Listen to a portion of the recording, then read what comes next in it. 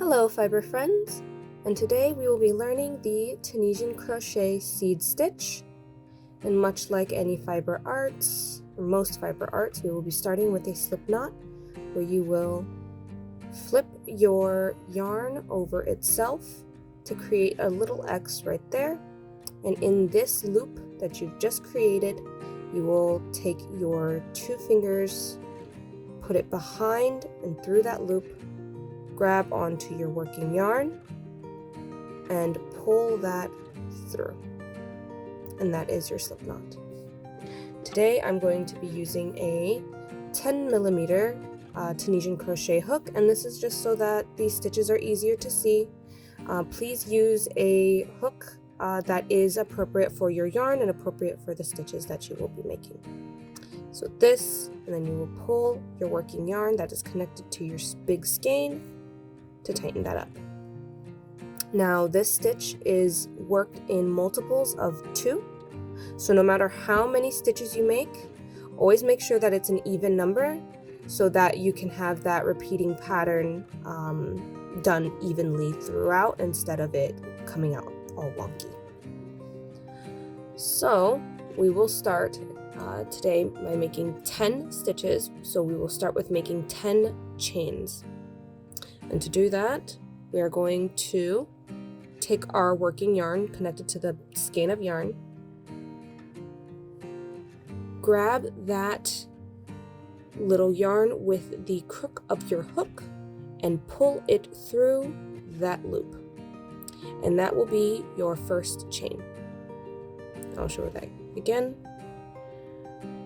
Grab your yarn with the crook of your hook and pull it through that loop, and that is your second chain, and we will make 10 of these.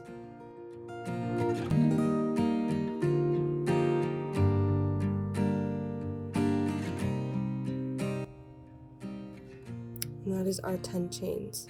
Now if you have a 10mm regular crochet hook, making the chains with a smaller hook might be easier because maneuvering with such a large hook can be difficult. That way it'll be much faster instead of, again, maneuvering such a large hook. And then switch it out once you get here. You can like put your finger right there just to hold the shape of that. And pull it right out and then put your Tunisian crochet right in. That is the same size. So what we're going to do now, after we finish our chains, is we're going to turn it around and expose these little back bumps here. This is what we're going to be working into. Now I tend to use the tip of the hook right here to work into these back bumps. It makes things a lot easier than trying to push this part through because this is just so bulky and this is a little slimmer. So I like to have a good amount of hang on the hook to work into these little back bumps. It just looks a little prettier. You will skip this first back bump right here, the one that's closest to the hook. Skip that one, and we will be working in the second one from the hook.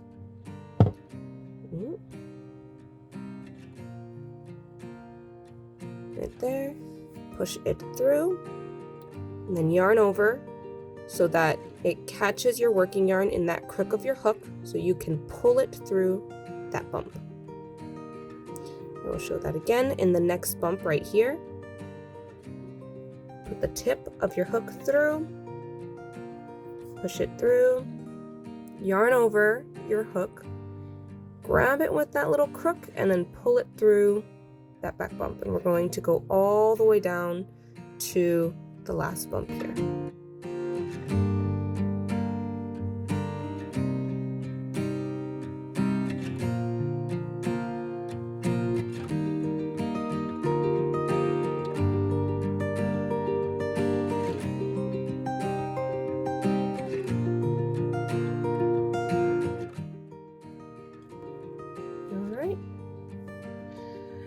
So we have finished our 10 stitches. Now just to make sure, always count. especially during this stage. So it's 1, 2, 3, 4, 5, 6, 7, 8, 9, and 10. These are all our 10 loops, 10 stitches that we will be working up in our project. Always make sure that you count at this stage, because this is easy. It's easy to miss a back bump if you are not working in such large stitches like I am. And if they're so tight together, or if your chain has twisted for whatever reason, right now would be a good time to count your stitches and to make sure that you have the right amount of stitches that you want for your project. Now we have the correct number, 10, that we are working with today. So now we will take this working yarn, grab it with our crook of the hook, and pull it through one loop. And then we will grab the yarn with the crook of our hook again and pull it through 2 loops at the same time. And you will repeat pulling through 2 loops until you only have 1 loop left on your hook.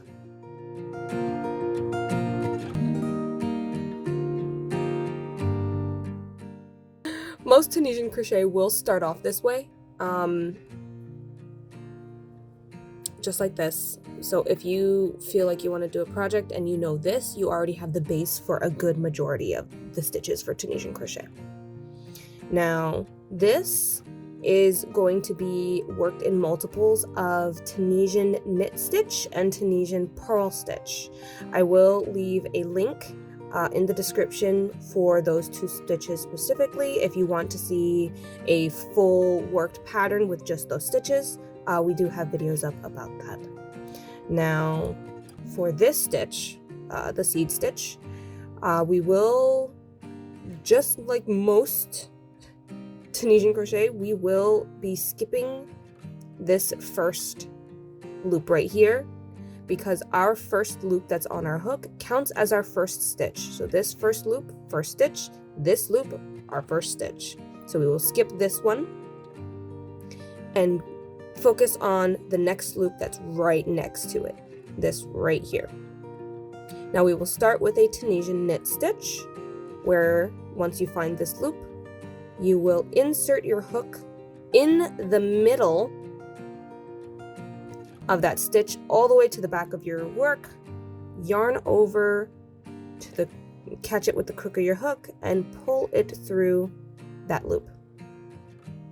Now immediately the next stitch will be the Tunisian purl stitch, where you will bring your hook down in front of your yarn, or rather your hook down and make sure the yarn is in front of your hook. That's what I meant to say. So that yarn is in front of your hook. Now this next loop right here will definitely be worked differently. We're going to find the bar, the little bar right here, that's the closest to us, and that is what we were going to be inserting into. So instead of going all the way through, we're going to insert it to the side like this. Then we will take this working yarn, pull it down around behind your hook, and then yarn over so that you can catch the yarn with the crook of your hook and pull it through that loop. Now these are going to be repeated. Let me show them again. So the next stitch right here, you insert it into the next loop. So this loop right here, push it all the way through, yarn over, pull it through that loop, and then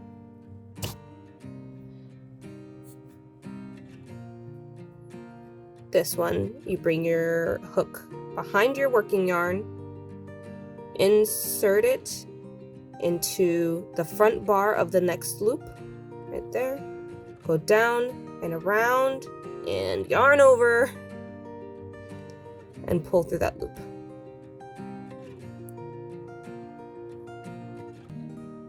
You can technically see a small little pattern forming because you see that yarn going right around these loops and this one going into it. Now we are going to repeat this all the way to the end of the row.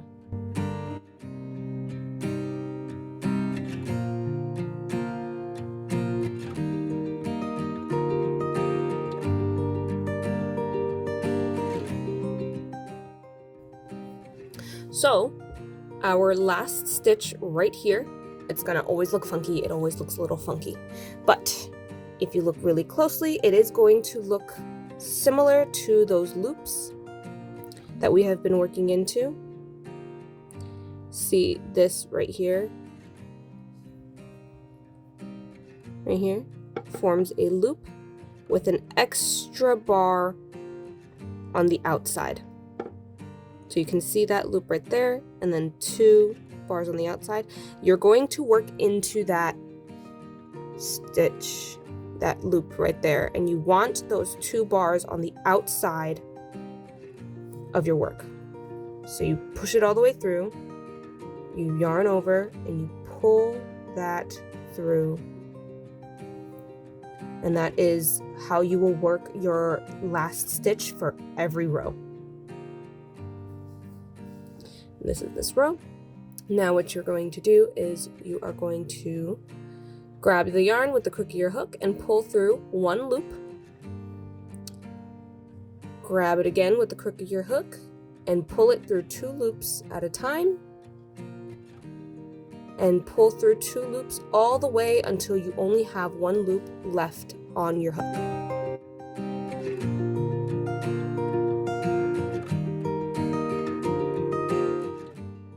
Alright, and that is how that row looks.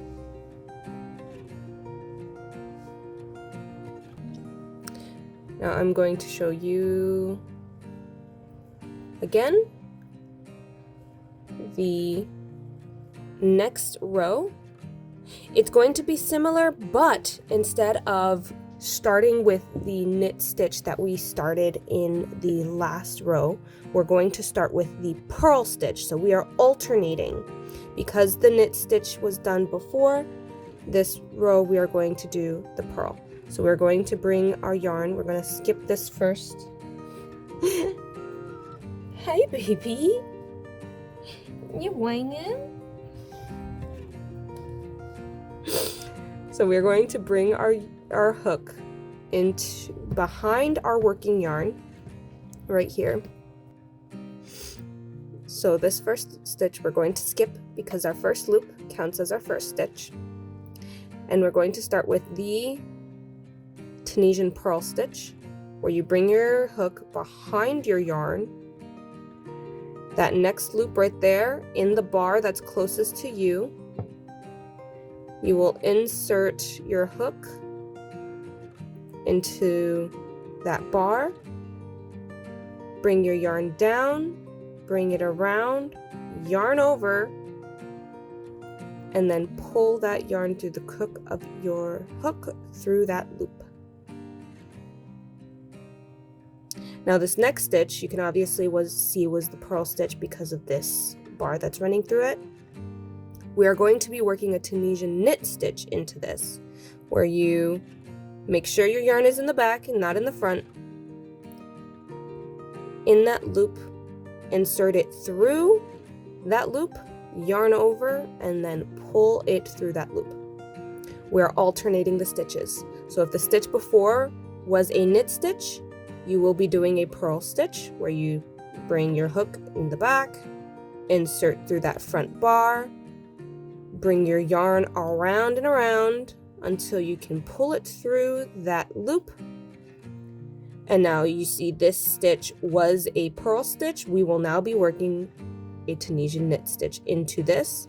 So now push it through in between that loop to the back, yarn over, and pull through. And we're going to repeat that all the way down.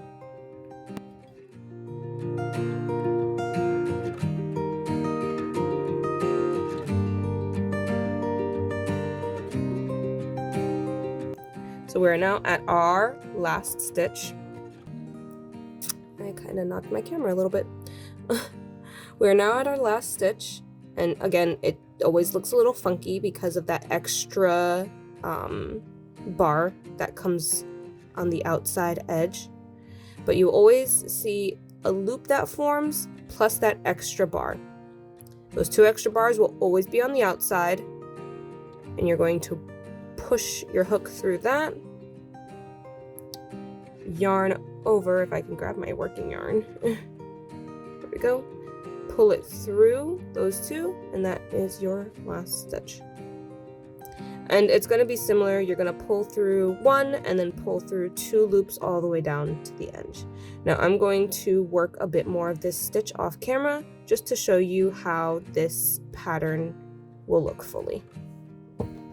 Da, da, da, da. So this is one of those stitches where, while you can see the pattern, probably using a tighter or smaller hook might be easier. Again, I used a 10mm, but that is mainly because of being able to see the stitches while they're being worked. You can see a little bit of the detailing. It is a really, really nice, pretty stitch where you can see the lines and how they alternate and almost make a kind of diamond shape. It is supposed to emulate the knit seed stitch in knitting. That is what it's supposed to emulate. And it is really nice. It's behaves really well. Like, it's really soft. It drapes really well, so it's really good for like clothing. It's really good for accessories if you want to make accessories out of it. If you want to make like a wall hang or any kind of home decoration, this is a really good stitch for that.